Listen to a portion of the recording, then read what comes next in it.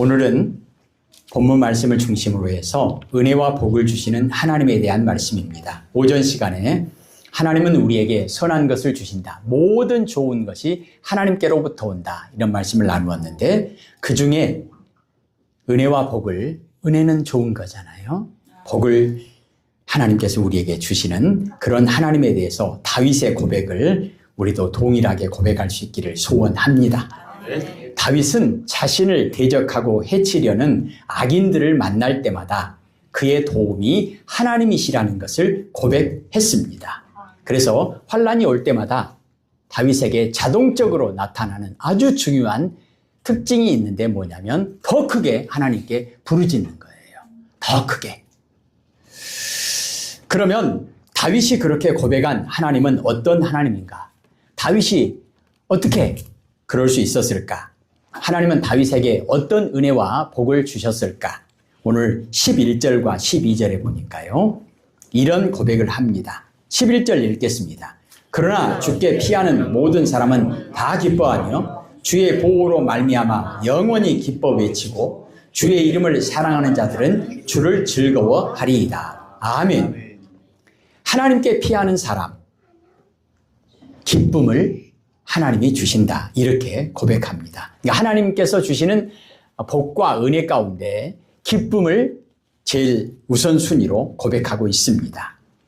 대적에게 쫓기거나 애워싸움을 당할 때 주께 피하는 사람은, 즉 하나님을 의지하는 사람은 하나님의 보호를 받는다. 시편 73편 28절에 보면 하나님이 피난처가 되어주신다. 오늘 우리가 찬양도 나의 힘이 되신 여호와여 고백했습니다.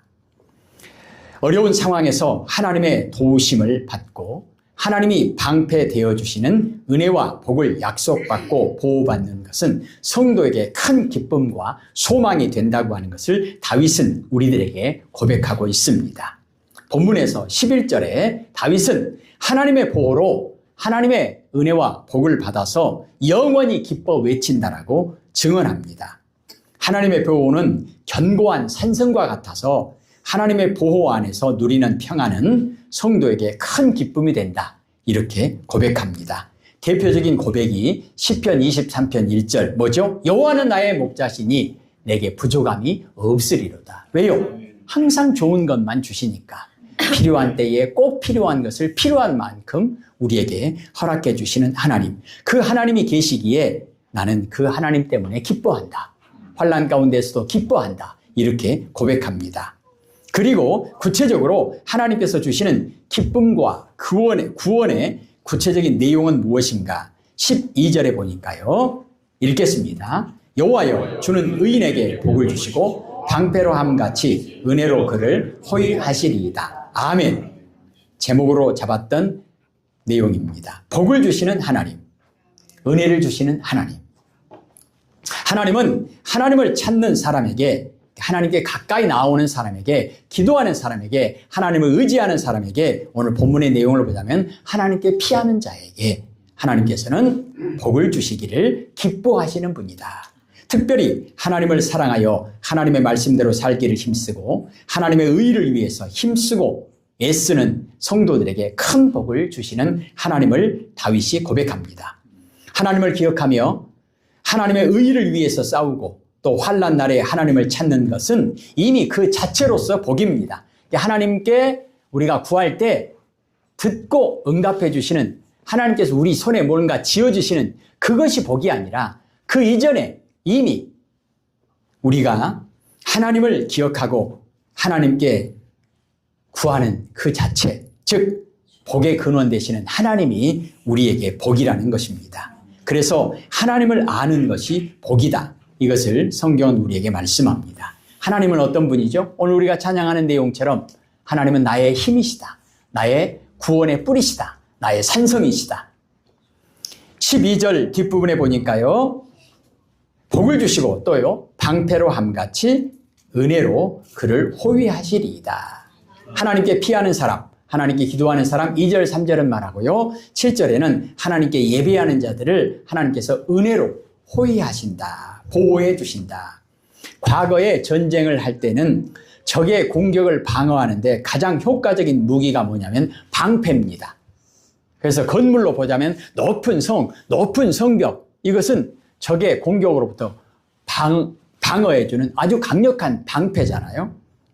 방패 하나만 확실하게 있으면 적의 화살, 적의 칼, 적의 창, 어떤 공격도 모두 막아낼 수 있습니다. 그런데 하나님께서 하나님께 피하는 자에게, 하나님을 의지하는 자에게, 하나님께 기도하는 자에게, 하나님께 예배하는 자에게 마치 방패로 하나님께서 막아주시듯이 보호해 주시겠다고 약속하셨습니다. 어떤 방패죠? 가장 믿을 만한 방패, 가장 확실한 방패, 가장 영원한 방패, 그 무엇도 뚫을 수 없는 방패. 왜죠? 하나님 자신이 곧 방패가 되어 주시겠다고 말씀합니다. 창조주 하나님께서 친히 방패가 되어 주셔서 피난처, 안식처, 요새, 산성, 구원의 뿔, 목자가 되어 주시겠다는 것입니다. 하나님이 내가 방패 되어 주겠다, 내가 막아주겠다 그러시는 거예요. 그리고요, 하나님께서 함께 하시겠다는 임마누엘의 복을 말씀합니다. 예수님께서 약속하셨잖아요. 세상 끝날까지 항상 너희와 함께 있겠다. 임마누엘. 하나님이 함께 하시는데 뭐가 두렵겠습니까? 하나님이 함께 하시는데. 그리고 시편 115편 9절에서 11절까지 하나님을 의지하라. 하나님은 너희의 도움과 방패시로다. 이렇게 말씀합니다. 다윗과 같은 임금, 다윗과 같은 용장도 어려울 때마다 하나님을 의지했습니다. 그게 뭐죠? 하나님은 나의 목자십니다. 하나님은 나의 왕이십니다. 그러니까 다윗은 항상 저번주에 말씀드린 것처럼 하나님의 양으로 살고 있는 겁니다. 그러니까 모든 것을 목자가 책임지는 거죠. 하나님의 백성으로 사는 겁니다. 하나님이 왕 되십니다. 왕이 모든 걸 책임지죠. 하나님이 다스리시는 하나님의 나라, 천국을 사는 것이다. 이런 말씀을 드렸죠. 다윗과 같은 사람도 하나님을 이렇게 철저하게 의지했다고 한다면 우리는 어떻게 해야 하겠습니까? 우리도 하나님을 철저하게 의지하며 살아야 할 것입니다. 중요합니까? 중요합니다. 왜냐하면 이러한 다윗의 믿음이 다윗을 위대하게 만든 거예요. 다윗이 승리하게 만든 거예요. 그러니까 다윗의 위대함이나 다윗의 승리는 다윗 자신의 것이 아닙니다. 다윗이 위대해서 위대한 게 아닙니다. 다윗이 힘이 있어서 승리한 게 아닙니다. 그럼 어떻게 해요? 다윗의 위대함이 아니라 하나님의 위대함으로 살아가는 거예요.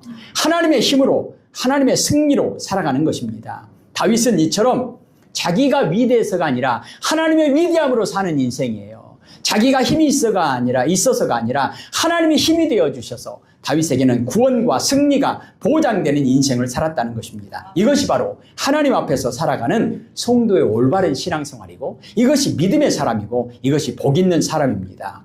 오늘 다윗은 나는 이런 하나님의 은혜와 복을 받아서 위대한 인생을 살았다. 나는 승리하는 인생을 살았다. 이렇게 고백합니다. 그렇다면 오늘 본문에 나와 있는 11절과 12절의 고백이 나올 수 있는 그 근거가 무엇인가? 다윗은 도대체 어떤 인생을 살았길래 이런 위대한 고백을 할 수 있었을까? 본문에 나와 있는 1절의 내용을 한번 보겠습니다. 같이 읽을까요? 여호와여 나의 말에 귀를 기울이사 나의 심정을 헤아려 주소서. 아멘. 하나님만이 나의 말에 귀를 기울여 주시고 하나님만이 나의 마음과 나의 모든 심사를 통촉하시는 분이다. 제가 우리 성도님 중에 어떤 분에게 전화를 할 때마다 제 마음에 큰 감동이 되는 이 컬러링이라고 그런가요? 한번 들어보실래요?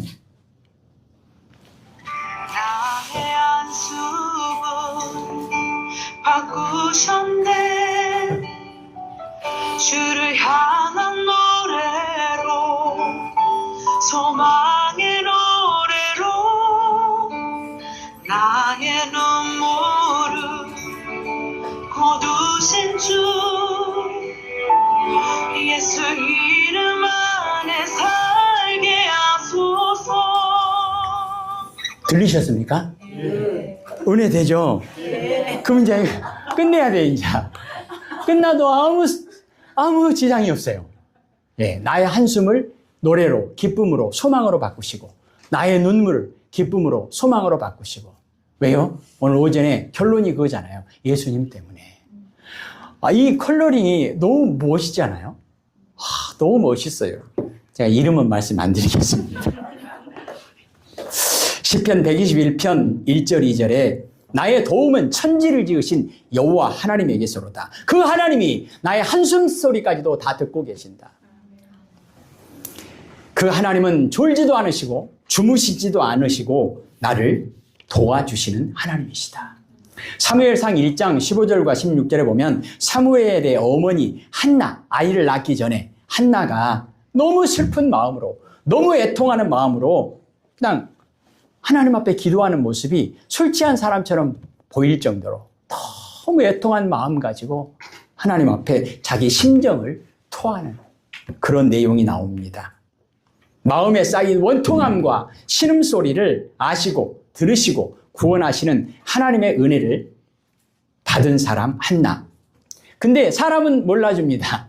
남편이 알아줍니까? 몰라줘요. 그러면 제사장이 알아줍니까? 몰라줘요. 오히려 그 여자에게 낮술을 먹고 여자가 낮에부터 술 취해갖고 그러잖아요. 그게 아닌데 너무 마음이 애통하고 너무 슬퍼서 하나님 앞에 내 심정을 통한 것뿐인데 누가 들으십니까? 누가 아십니까? 누가 응답하십니까? 오직 하나님만 아시고 들으시고 응답하신다는 거예요. 그래서 모세도 누구 앞에서 웁니까? 하나님 앞에서 웁니다. 엘리야도 누구 앞에서 울어요? 하나님 앞에서 울어요. 야곱도 하나님 앞에서 울면서 모래밭에서 막 모래를 막 쥐어 파면서 우는 거예요. 머리를 막 쥐어 뜯으면서 우는 거예요. 하나님 앞에서요. 이런 말이 있습니다. 하나님 앞에서 우는 사람은 세상에서 울지 않을 수 있다는 거예요. 하나님 앞에서 울며 기도하는 사람은 세상에서 굽신거리지 않아도 된다는 거예요. 어떻게 하시겠습니까? 세상에서 우시겠습니까? 하나님께 우시겠습니까? 하나님 앞에서 울어야죠. 아멘. 세상에서 구걸하시겠습니까? 하나님께 엎드려서 간구하시겠습니까? 시편 139편 23절에 보면 오 하나님 나를 살펴주시고 내 마음을 알아주소서. 내 마음 못 알아준다고 싸우지 마세요. 내 마음 못 알아준다고 서운하게 생각하지 마세요. 섭섭하게 생각하지 마세요. 알아주면 또 못 할 거예요. 사람이 알아주면 또 어떨 거예요? 해결해 줍니까? 그러니까 내 마음을 몰라준다고 섭섭해하거나 서운해하거나 싸우거나 삐치거나 그러지 마십시오. 하나님만 알아주시면 돼요. 그러니까 사람 앞에 가서 구걸하지 마시고 한숨 짓지 마시고 하나님 앞에서 빌립보서 4장 6절 7절에 보니까 아무것도 염려하지 마십시오. 다만 모든 일에 기도와 간구로 하나님께 아뢰십시오. 아멘. 감사한 마음으로 하나님께 아뢰십시오. 아멘. 그러면 우리 구주 예수 그리스도 안에서 누구도 측량할 수 없는 하나님의 평강으로 너희 마음과 생각을 지켜주실 것입니다. 아멘. 내 마음과 생각을 하나님께 토해내는 거예요. 다윗이 그러니까 하나님이 다윗의 마음을 알아주시는 거예요. 그래서 다윗은 기뻐한다잖아요. 아무도 몰라줘도 내가 기뻐하고 영원히 즐거워하리로다. 3절 보겠습니다.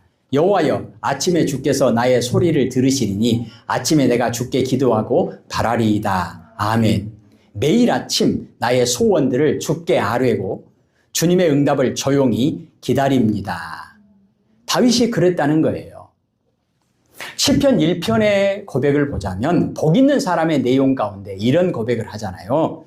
악인들의 꾀를 따르지 않고 죄인들의 길에 서지 않고 오만한 자들의 자리에 앉지 않는다. 시편 139편 24절에 보면 혹시 내 안에 무슨 악한 길이 있는지를 살피시고 나를 영원한 길로 인도해 주소서. 그러니까 다윗은 아침마다 일어날 때 이런 기도를 한다는 거예요. 하나님, 내가 오늘 하루도 마음으로나 입술로나 내 모든 행동으로나 악인들의 꾀를 따르지 않도록 나를 지켜주십시오. 하나님, 오늘 하루도 내가 죄인들의 길에 서지 않도록 나를 지켜주십시오. 하나님, 오늘 하루도 내가 오만한 자의 자리에 앉지 않도록 나를 지켜주십시오. 뭘 지켜줘요? 내 마음을 지켜주십시오. 내 생각을 지켜주십시오. 오직 생명, 진리, 구원의 길이 되시는 예수님만 따라서 믿음의 길, 복된 길 걸어갈 수 있도록 하나님의 말씀을 잘 듣고 순종하는 길을 걸어갈 수 있도록 내 마음을 좀 지켜주세요. 내 생각을 좀 지켜주세요. 내 발걸음을 좀 지켜주세요. 내 입술을 좀 지켜주세요. 그래서 시편 1편 2절에 복 있는 사람은 하나님의 말씀을 주야로 묵상하고 읊조리는 사람이다. 시편 119편 105절 말씀에 하나님의 말씀을 내가 등불 삼고 하나님의 말씀을 내가 등 삼고 빛을 삼고 내가 발자국 한 발자국 걸어갈 때마다 하나님의 말씀을 따라가겠습니다. 내가 어디로 가야 할지를 하나님의 말씀을 따라가겠습니다. 즉 임마누엘의 삶을 살겠습니다. 오늘도 하나님과 함께 살고 싶습니다. 오늘도 예수님의 제자로 예수님이 걸으신 그 길을 걸어가고 싶습니다. 이렇게 기도로 아침을 시작한다는 겁니다. 그러니 다윗이 그런 위대한 고백을 하는 거죠. 내가 기뻐하고 내가 기뻐하리로다.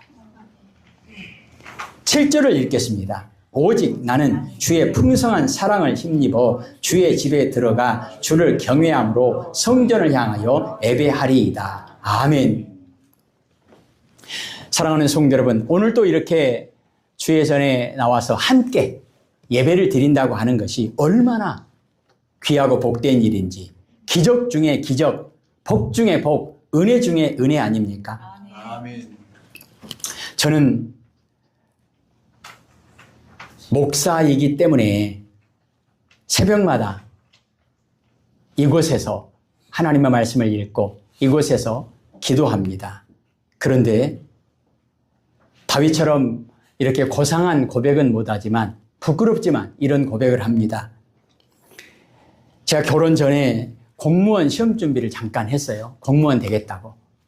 저희 아내도 제가 공무원 되겠다고 하니까 결혼을 했는데 사기로 공무원은 못 되고 신학교를 가버려가지고 평생 힘들어하는 그런 모습들이 있는데요. 그래도 제가 한 가지 이거는 감사해야 된다. 나도 그렇고 저희 아내도 그렇고 이렇게 이야기를 하는 것이 뭐냐면, 제가 만약에 공무원이 되었더라면 아무리 생각해봐도 일주일에 3일이나 4일은 새벽에 퇴근했을 거예요. 왜냐하면 어렸을 때부터 제가 초등학교 다닐 때 제가 교무실을 가면 선생님들이 왔는가? 한 자리 어서 그랬어요. 무슨 말이냐면 돌아와요 부산항을 조용필 씨 노래 부른 거 하잖아요. 돌아와요 부산항에를 교무실에서 한 자리 쫙 뽑습니다. 그때는 목소리도 좋았습니다. 들을만 했습니다. 교무실에 가면 그냥 돌아와요 부산항에 무조건 시킵니다. 소풍 갈 때는 안 했겠습니까? 했죠. 무조건 제가 했죠. 놀기도 좋아하고 노래하기도 좋아하고. 그래서 노래방 얼마나 자주 갔겠습니까? 1차, 2차, 3차. 그러니까 한 새벽 3시나 4시 돼야 집에 퇴근하는 거예요. 아무리 생각해봐도 그랬을 것 같아요. 그런데 목사가 돼가지고 노래방에 갈 수가 없잖아요. 어제는 또 어떤 분이 목사님은 술 잡수십니까? 술 잡수시지 않습니까? 목사니까 못 먹죠. 어떻게 먹겠어요? 근데 체질적으로 술이 안 받느냐? 체질적으로 안 받는 그런 분도 계셔서 너무나 복이다, 은혜다 생각을 했는데, 저는 체질적으로 술이 너무나 잘 받는 사람이에요. 청년 때 맥주에다 밥을 몰아 먹으니까 정말 맛있더라고요. 술에다 밥 몰아 잡숴 보셨습니까? 예, 그 정도로 술이 잘 받는 놈입니다. 근데 못 먹잖아요. 왜 못 먹어요? 못 먹어요. 사랑하는 성도 여러분, 이 모든 것이 하나님의 은혜라고 감히 고백합니다. 아멘. 로마서 5장 8절에 보면 내가 하나님과 죄 때문에 원수 되었을 때에, 내가 하나님과 죄 때문에 원수 되었을 때에, 하나님과만 원수 됩니까? 하나님과 원수 되면 모든 관계가 다 꽝이에요. 하나님과 원수된 관계가 사람들과는 온전한 관계겠습니까? 절대 그럴 수 없습니다. 그런데 내가 그 모양일 때 하나님께서 예수 그리스도를 통해서 나를, 오늘 성경은 뭐라고 고백하냐면요, 12절에 여호와여 주는 의인에게 복을 주시고. 다윗이 의인입니까? 우리가 율법을 잘 지켜서 우리가 착하게 살아서 의인입니까? 그게 아니에요. 내가 원수 되었을 때에, 내가 죄인이었을 때에, 그렇게 행하여 각기 제 길로 갔을 때 하나님께서 우리 모두의 죄악을 예수님께 담당시키셔서 예수님의 그 의의 옷으로 우리를 덧입혀 주셔서 거지와 같은 우리, 도저히 돼지 우리에서 같이 뒹굴고 있는 우리, 돼지인지 사람인지 구별이 안 되는 그런 냄새 나는 우리를 깨끗이 씻겨주시고 의의 옷으로 입혀주시는 예수 그리스도로 말미암아, 예수 그리스도의 보혈로 말미암아 우리를 의인 삼으시고 우리에게 복을 주시고 우리에게 은혜를 베풀어 주셔서 하나님이 집을 나간 탕자가 돌아왔을 때 잃어버렸던 아들이 돌아왔다, 죽었던 아들이 돌아왔다, 내가 기뻐하고 즐거워한다, 잔치를 베푸는 그 하나님이 오늘 우리의 하나님이시라고 하는 것, 어떻게 이런 일이 가능할 수 있었을까? 어떻게 여러분이 오늘 이 자리에 나와서 예배를 드릴 수 있겠습니까? 기적입니다. 하나님의 은혜입니다. 이 모든 은혜와 복은 오직 예수 그리스도 때문임을 히브리서 10장 19절은 말합니다. 형제 여러분, 우리는 예수님의 피 때문에 자유롭고 담대하게 지성소로 들어갈 수 있게 되었습니다. 그렇다면 우리는 다윗처럼 내가 하나님께 복과 은혜를 받은 사람으로서 내가 어떻게 살아갈 것인가를 고백하면서 이런 고백으로 하루를 살아가고 이런 고백으로 우리의 인생을 하나님의 은혜 가운데 한 고비 한 고비, 한 땀 한 땀 수놓아야 되지 않겠습니까? 무엇입니까? 오직 나는 예수님만을 의지합니다. 오직 나는 예수님만 따라가겠습니다. 우리 힘으로는 하나님께 나아갈 수 없습니다. 우리의 공로로는, 우리의 의로는 하나님께 나아갈 수 없습니다. 오직 하나님께서 우리에게 베풀어 주신 은혜로, 하나님께서 우리에게 베풀어 주시는 복으로만 하나님께 나아갈 수 있습니다. 7절을 다시 한번 읽을까요? 오직 나는 주의 풍성한 사랑을 힘입어 주의 지루에 들어가 주를 경외함으로 성전을 향하여 예배하리이다. 아멘. 저는 오늘도 그렇지만 기도할 때마다 하나님, 왜 이러십니까? 왜 나 같은 못난 물잔 죄인에게 이런 은혜를 베풀어 주십니까? 내가 예배의 자리에 있다는 것도 내 생각으로는 도저히 이해가 안 되는 것이고, 내가 앞에 서서 하나님의 말씀을 증거하는 이 자리에 있다는 것도 도저히 말이 안 되는 것인데, 하나님 왜 이러십니까? 나에게 왜 이런 은혜를 베풀어 주십니까? 답은, 이유는 모릅니다. 그런데 오늘 다윗의 고백으로 보자면 7절의 고백이 오늘 부족한 저의 고백이고 우리 모두의 고백이 되어지기를 소원합니다. 7절을 한 번 더 읽겠습니다. 오직 나는 주의 풍성한 사랑을 힘입어 주를 경외함으로 성전을 향하여 예배하리이다. 아멘. 하나님 아버지, 오직 하나님의 은혜로, 오직 하나님의 은혜로 오늘 우리가 하나님의 사랑을 힘입어 하나님께 예배하는 예배자로 선택받고 부름받았음을 고백합니다. 다윗의 고백이 오늘 우리들의 고백이 되게 하심을 감사합니다. 우리에게 기쁨을 주시고 우리에게 복을 주시고 우리에게 은혜를 베풀어 주신 하나님께 찬양과 영광을 올려드립니다. 예수님 이름으로 기도합니다.